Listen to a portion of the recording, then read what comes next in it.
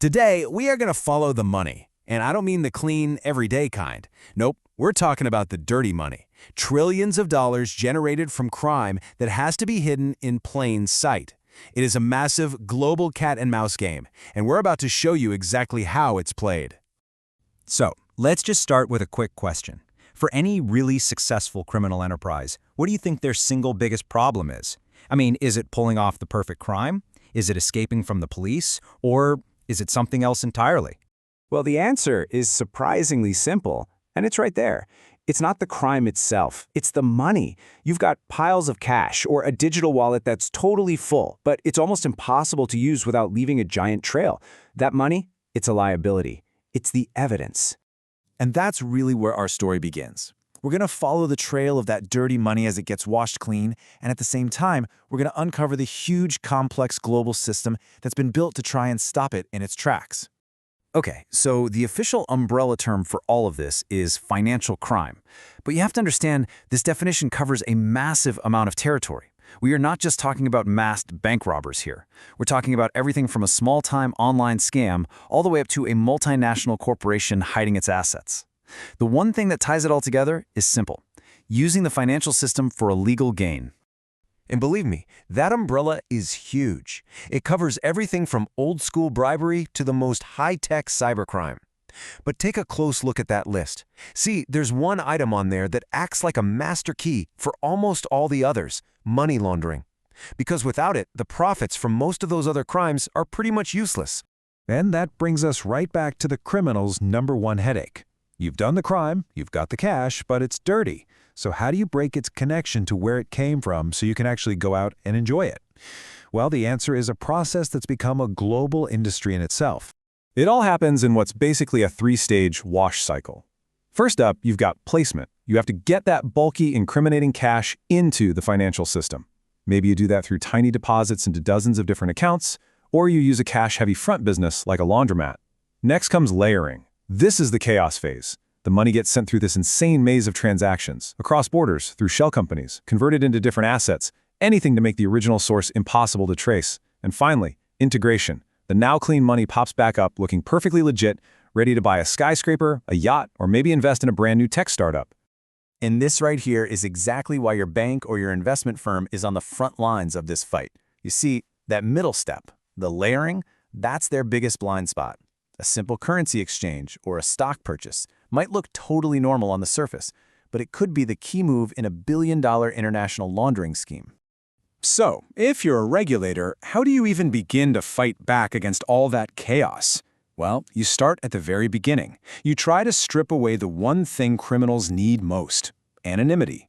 You force them to answer the question, who are you, really? The #1 weapon they use here is called customer due diligence, or CDD. I mean, think about the last time you opened a bank account. All that paperwork, showing your passport, proving your address with a utility bill, yep, that is CDD in action.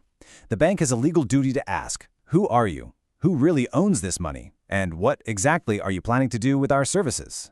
And inside every single one of these financial firms, there's a designated detective. They're called the Money Laundering Reporting Officer, or MLRO for short. This person is basically the central hub for the company's defenses. If any employee spots a transaction that just looks weird, it goes to the MLRO. And they have the critical job of deciding whether to flag it to the authorities by filing what's called a suspicious activity report. Now, of course, not all customers carry the same amount of risk.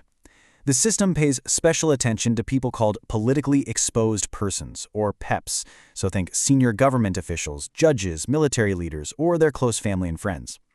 Because of their power and influence, they pose a much higher risk for things like bribery and corruption, so they automatically get a much tougher level of scrutiny. Okay, so that's how the system tries to stop dirty money coming in from the outside. But what happens when the crime actually starts from within the financial markets themselves? This is where we run into something called market abuse, a whole category of crime that's basically designed to rig the game. And it's not just the classic insider dealing you've seen in the movies, like trading on a secret merger tip. It can be way more subtle, like a group of traders buying and selling a stock among themselves just to create the illusion of high demand. Or maybe intentionally spreading false rumors online to crash a competitor's stock price. The goal is always the same: distort the market to get an unfair advantage. So as you can probably imagine, with money crossing borders in nanoseconds, this fight can't be won by any single country acting alone. Financial crime is fundamentally a global problem, which means it requires a globally coordinated response. The main player on this stage is the Financial Action Task Force. You might see it as FAF. You can think of them as the world's financial police chief. They don't make laws themselves, but they set the global standards that over 200 countries have agreed to follow. Then, they actually audit these countries, and if you're not playing by the rules, you can end up on a blacklist, which makes it incredibly hard to do business on the world stage. They're also constantly studying how criminals are adapting, always trying to stay one step ahead. So, from a criminal's simple problem of having way too much cash, we arrive here. A massive, complex, and constantly evolving global battle. It's like a silent war being fought in spreadsheets and wired transfers, not for territory, but for the very integrity of our shared economic system. And that really leaves us with a critical, forward-looking question. In a world of cryptocurrency, decentralized finance, and AI-driven schemes, the game is changing faster than ever before. So, can the global watchdogs, built on rules and cooperation, ever truly stay one step ahead of the criminals they're chasing?